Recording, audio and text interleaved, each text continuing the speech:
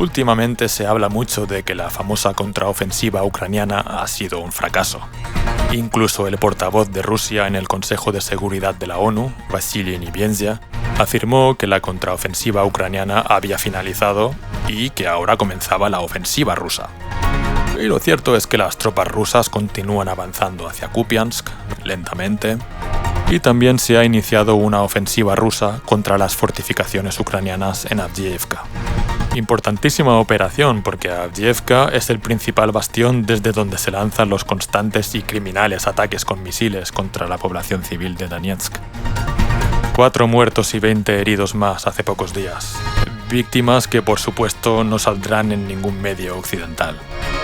Si las tropas rusas consiguen tomar Avdiivka, los misiles ucranianos lo tendrán más difícil para destruir vidas inocentes en Donetsk. Lo seguirán intentando sin duda, pero ya no estarán tan cerca. Por lo tanto, se observa una dinámica positiva en el frente. Por supuesto, una enorme mejora respecto a hace un año, tras el shock de la pérdida de Kupiansk y el abandono de Jersón.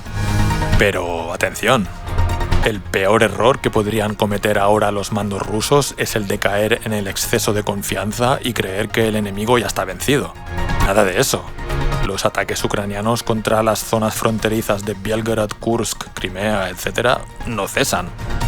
Más aún, recientemente un pequeño grupo de soldados ucranianos consiguió cruzar el río Dnieper cerca de Jersón y afianzarse en un par de puntos de la orilla controlada por Rusia.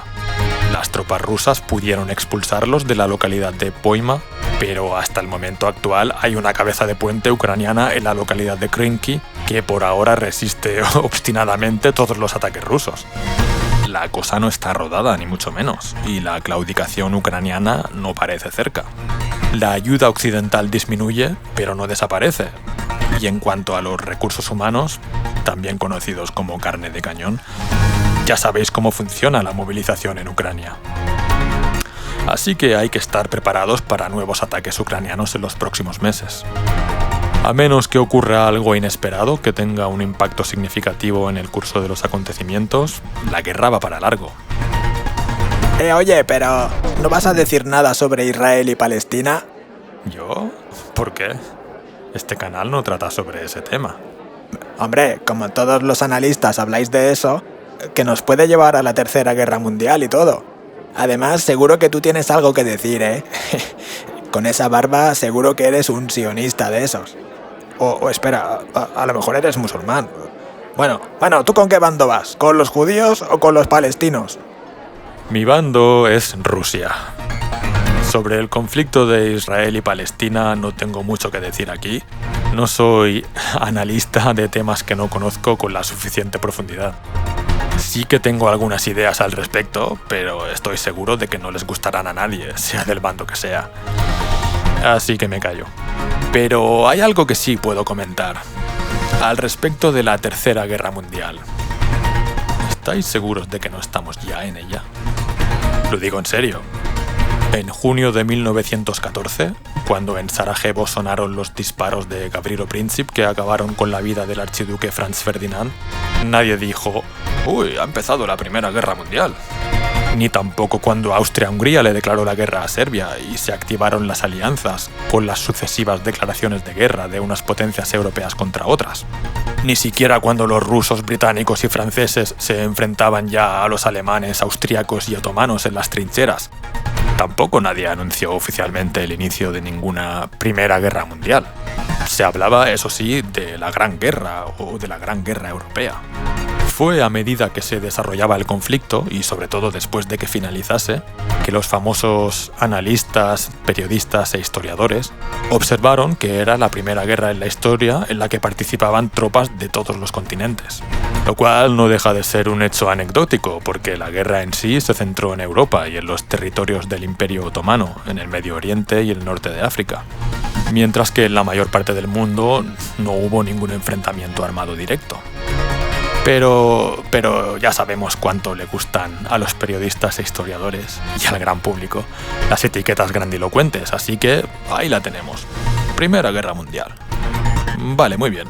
¿Y la segunda? Pues más de lo mismo.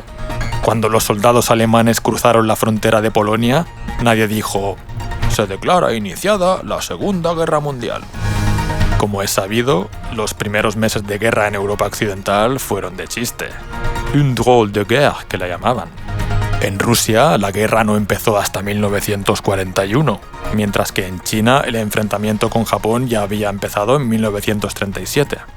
Por lo tanto, observamos que no se trató de un único conflicto global, en el que unos países se lanzasen contra otros tras un pistoletazo de salida, sino que fue una concatenación de conflictos con distintos orígenes y con distintas fechas de inicio y fin. Este nuevo conflicto en Europa fue, en cierta forma, una consecuencia del anterior, y además coincidió con el conflicto entre Japón y China, y más tarde entre Japón y Estados Unidos. Con lo cual, esta vez sí que se llegó a un punto en el que había medio mundo en guerra.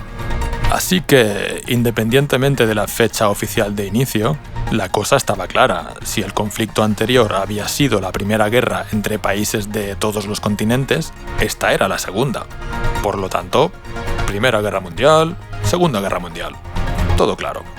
Tengamos presente, eso sí, que estos fueron conflictos de gran envergadura que sirvieron para redefinir las relaciones entre las grandes potencias y sus respectivas áreas de influencia. Algunas grandes potencias, como Austria-Hungría o el Imperio Otomano, desaparecieron, fueron desmembradas. El Imperio Ruso también desapareció, aunque fue reemplazado por la Unión Soviética. Estados Unidos se convirtió en una potencia militar y económica de primer orden. Japón perdió su imperio y entró en una fase de harakiri lento que dura hasta la actualidad. En definitiva, el mundo que emergió de las ruinas de 1945 era un mundo totalmente distinto al de 1914. Las fronteras eran distintas, las alianzas eran distintas, las ideologías eran distintas y las armas eran distintas. Y aquí llega la conclusión lógica. Si la Primera Guerra Mundial fue más devastadora que los conflictos anteriores y la Segunda Guerra Mundial fue mucho más devastadora que la primera, ¿qué pasaría en la tercera? Esto es una idea que tenemos todos metida en la cabeza, ¿verdad? Y que hemos asumido como única opción posible desde hace ya varias décadas.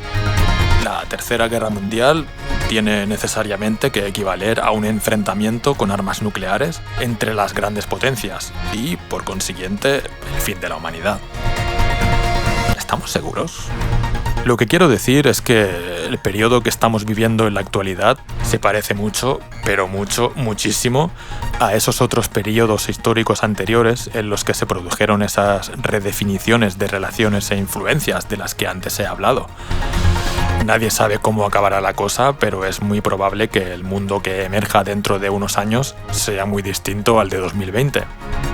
Si Rusia es derrotada, le espera el mismo destino de las anteriores potencias vencidas: desmembración y sumisión.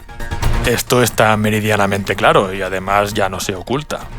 Por el contrario, si vence, supondrá un duro golpe al proyecto de hegemonía única global que hay en curso.